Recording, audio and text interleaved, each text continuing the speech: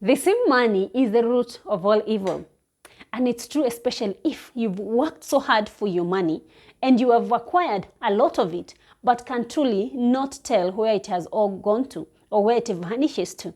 You do not have an investment to show that this is where all my hard-earned money has gone.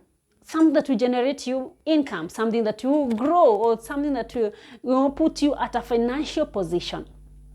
We have one man in history who will go down in the history book as the world best or renowned boxer. We have Mike Tyson, who was in 2003 declared bankrupt. And even as Mike tells his story, he says that it is out of the wrong choices that he made that ended him up there.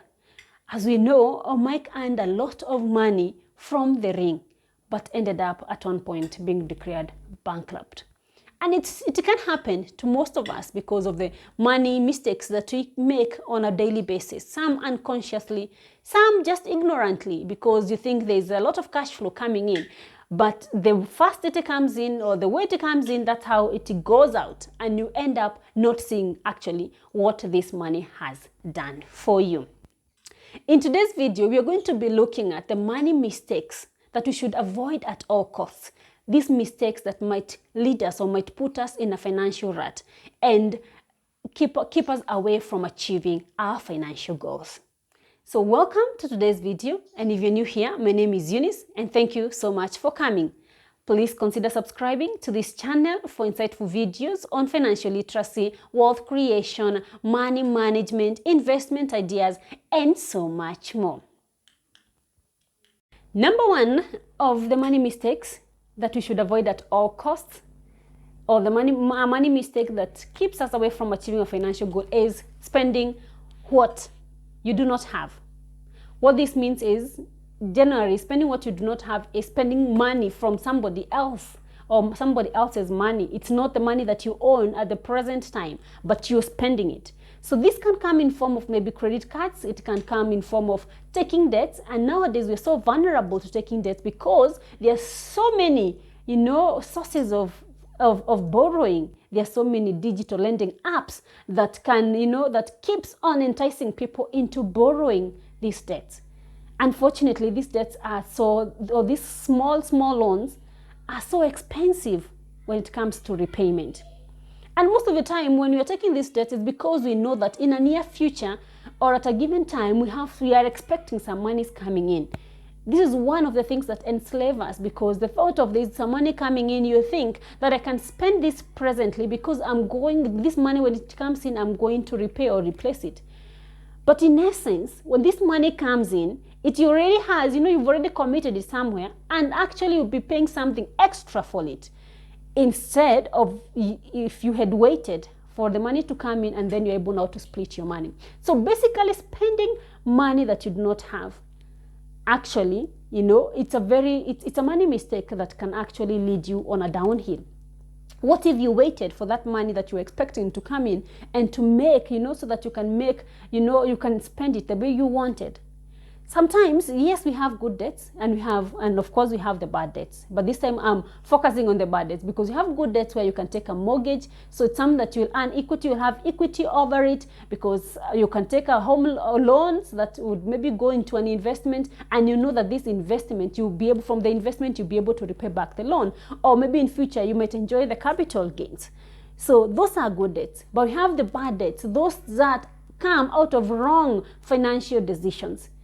So this is actually a rut that one can find themselves in, and that can lead them to a downhill path financially. So avoid at all means spending what you do not have. Number two of the money mistake would be spending to impress. This is a problem that has found, or especially it has gotten into the current generation, the younger generation, who always want to look out the best out there for the public to see. And this especially has been brought about by social media. Social media has come to entice us. It has its positive sides, yes, but there are some people who do not actually understand the effects that it can have on them. So one ends up, buying, expensive clothes. You end up living in the upmarket, or paying a high rent. driving those expensive cars, and most of the time, in order to to furnish this lifestyle, you are taking loans. Or maybe you've received a payment somewhere, especially to celebrities. You've received a payment somewhere, and what you think, instead of investing this money, you want to rush and show the world that you've acquired a new car, that you've moved to this nice apartment, without actually thinking what consequences that this might have on your financial well-being.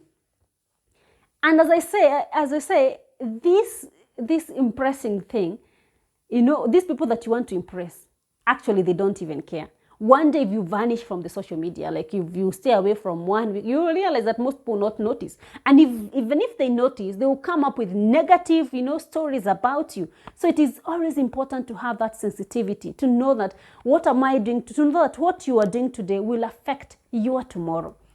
It's so important. Just maintain where you can. Don't live beyond your means. It is all well enough. It's good. They say it's good to live in as a rich person in a poor neighborhood, rather than living as a poor person in a rich neighborhood. Of course, I'm not saying that you go and live in a slum, but it is always good to balance it that way. So number 3 of the money mistakes that we make is lack of an emergency fund. I know most people look at emergency fund as something that is out there. That's something that, it's not for everyone. But I would want to put it that it is actually for everyone, because what would happen today if you lost that source of income that you have? What if happens today if you are laid off from your job? What would happen? So think about that way. An emergency fund is that fund that you'd keep away, you keep to a certain account, money that is worth your 6 to 1 year of living expenses.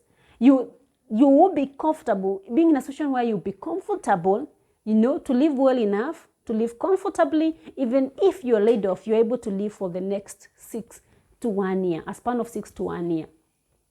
How do you raise funds for your emergency fund? You just have to develop a plan. You're the one who knows how much do you earn currently. Then what you do is multiply that to 6 months, multiply it, or to 12 months. Look at it that way. So the figure that you come up with, you just split it and know how you're going to pay up into this fund.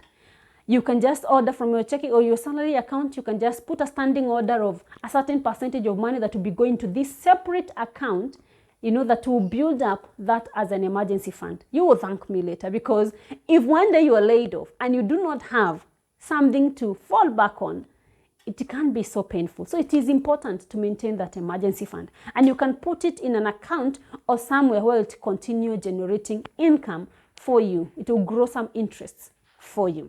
So number 4 of my points, the mistakes that we make, the money mistakes that we make, is lack of a budget. Most times we find ourselves just utilizing money as it comes. Money has come into your account and you go out shopping, you go out doing your own stuff. It is always proper to have a budget and stick to it. Whether you've gotten an overflow of what you expect, of what income you expect every month, it is important to maintain a certain budget. Don't get an extra coin and what you're thinking is that now we can eat out for the whole week or for the next 3 days. Please stick to the budget that you had laid out upfront. Stick to it. Then when this other extra income comes, you can put it into a meaningful investment or put it into a meaningful, fund that will generate more wealth for you. But do not misuse that. Just create a budget and stick to it. The next money mistake that you make is lack of tracking your spending. When you don't track your spending, it's so hard to tell what you spent where or what you've done with the amount of money that you have received. It is very important to track every day. Just check, how much have I used? What did I use on fuel? What have I used on food? Today I went out. Today I had this function. How much did I use on that? Because when you track your spending, it will give you, that wise understanding of where your money is going into. And it will help you even develop other ways of coming up with a different or with a new or a different budget If you realize that last month you overspent, you will be able to see where to adjust or what you can adjust.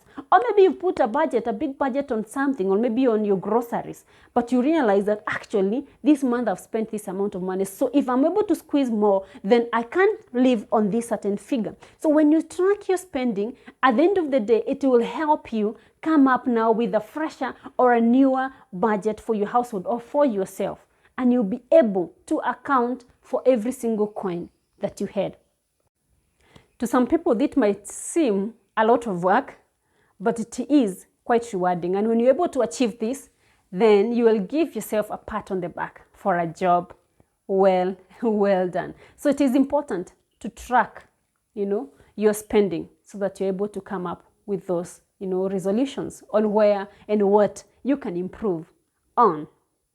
The next point, the next money mistake that we make is looking for instant gratification means of earning money.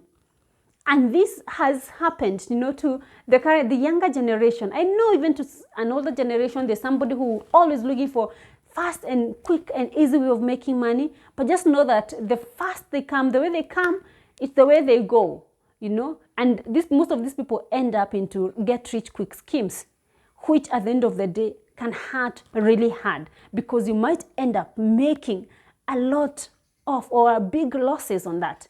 Other ways of this get rich quick schemes is betting. We've seen people losing a lot of money in this, but it's because of that appetite, the greed to get this big chunk of money because you've seen it listed somewhere and you do not actually know the dynamics that goes, into giving somebody that money.